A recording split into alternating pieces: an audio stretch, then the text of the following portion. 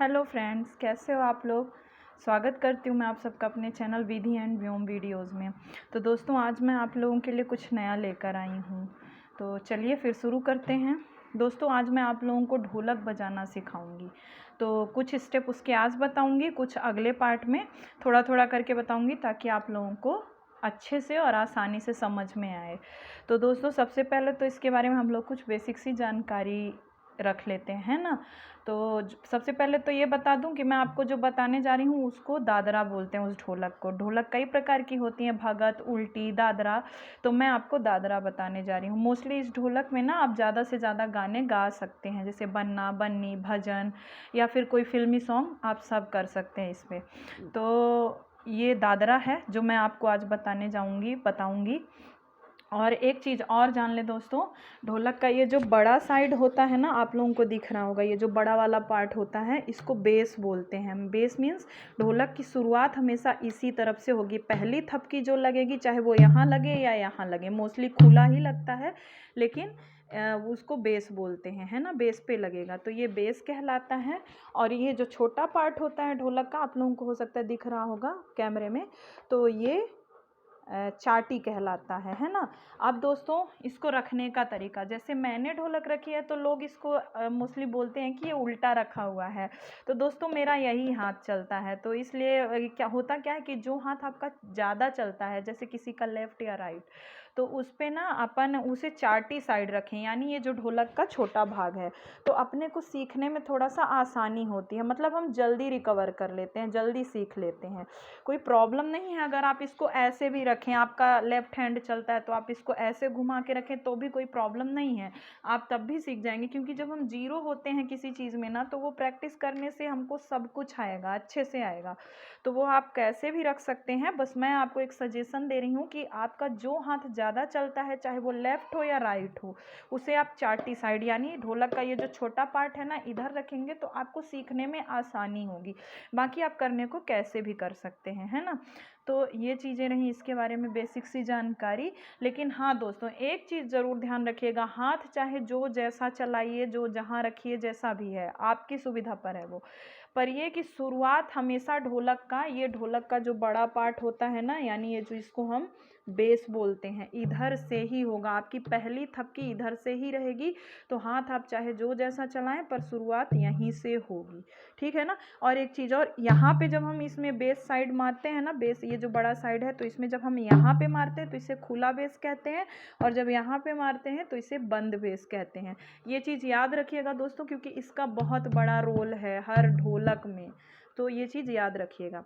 तो अब आगे आइए शुरू करते हैं। इसके मैं आपको स्टेप बताती हूँ। कुछ नहीं करना है दोस्तों। सबसे पहले आपको ये जो बड़ा साइड है यानी बेस, तो इस पे आगे यानी खुला बेस जो मैंने आपको बताया है, यानी यहाँ पर आपको मारना है 1, ठीक। और 1 2 काउंट भी करिएगा तो आपको सीखने में बहुत आसानी होगी दोस्तों। तो 1, फिर दोनों हाथों से 2, 1 2, और ये दोनों ऐसे ऊपर ही लगेंगे, है ना, यहाँ आगे आगे ही, यहाँ अंदर मत मारिएगा, क्योंकि आगे चल के ना कुछ स्टेप ऐसे आगे बढ़ के होते हैं। इधर साइड तो मोस्टली ये जो चाटी का साइड है, छोटा वाला पार्ट ढोलक का, इधर साइड तो मोस्टली यहीं यहीं पे हाथ चलते हैं। लेकिन ये जो बेस वाला पार्ट होता है ना, तो इसमें आगे और पीछे दोनों साइड हाथ चलते हैं। तो इसलिए ये हमेशा याद रखिएगा कि जो शुरू का हाथ है वो मैं आपको एक्सप्लेन करती जाऊंगी, तो वो शुरू में ही लगाना है, वो आगे बढ़ा के नहीं लगाना है।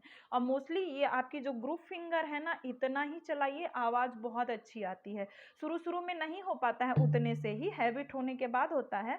तो अगर आपका पूरा हाथ भी लगता है या आधा लगता है तो कोई प्रॉब्लम नहीं है, आपको भी हाथ अपने फिक्स करने हैं। तो क्या करना है आपको, 1 2, 1 बेस की साइड ऊपर, तो पहला हाथ 1 बेस में गिरेगा, 1 2 दोनों हाथ। फिर दोस्तों आपको ये 3 भी करना है, लेकिन ये 3 जो आपका एंडिंग का रहेगा ना, ये इधर जो ढोलक का छोटा पार्ट है ना, जिसको हम चाटी बोलते हैं, इधर होगा। पर दोस्तों ये याद रखिएगा कि जैसे आप 1 किए, ठीक है ना, आपने ये 1 किया, फिर 2 किया, 2 में दोनों हाथ साथ में लगे, तो 3 आप थोड़ा सा ऊपर या नीचे, मोस्टली ऊपर ही मारिएगा, क्योंकि अपना हाथ ऊपर ले जाने में ज़्यादा आसानी होती है, अच्छा रहता है वो, आपको प्रॉब्लम नहीं होगी। तो 2 करने के बाद ना 3 आप यहाँ पे 3 फिंगर से करिएगा, 2 3 2 3।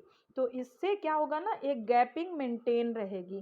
तो जब मेंटेन रहेगी आपकी ढोलक कंप्लीट होगी ना, तो आपका वो साउंड बहुत अच्छा आएगा।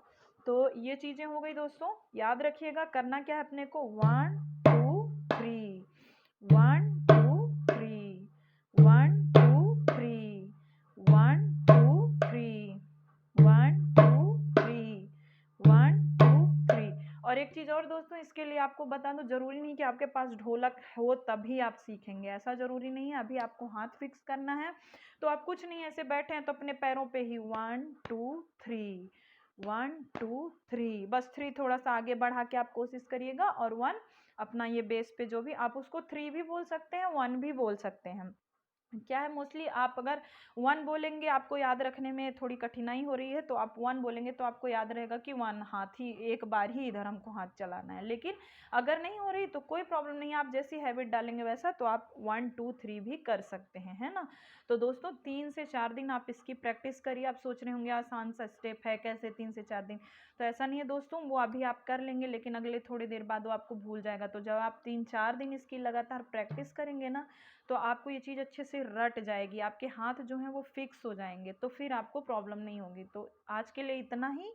अगले पार्ट में मैं फिर आगे का स्टेप लेके आऊँगी। कुछ नहीं है, बहुत ईजी है, बस इतना प्रैक्टिस करिए, फिर आगे का स्टेप मैं अगले पार्ट में बताती हूँ। तो दोस्तों याद रखिएगा, 1 2 3, जितनी भी चीज़ें मैंने दी हैं वो याद रखिएगा, आप बताई हैं मैंने वो याद रखिएगा, उसको कंटिन्यू करिए, और यकीन मानिए आप बहुत ही जल्दी ढोलक सीख जाएंगे। बहुत ही आसान तरीका है ये ढोलक सीखने का। तो तब तक के लिए bye bye, thank you for watching, और चैनल को लाइक शेयर सब्सक्राइब जरूर करिए।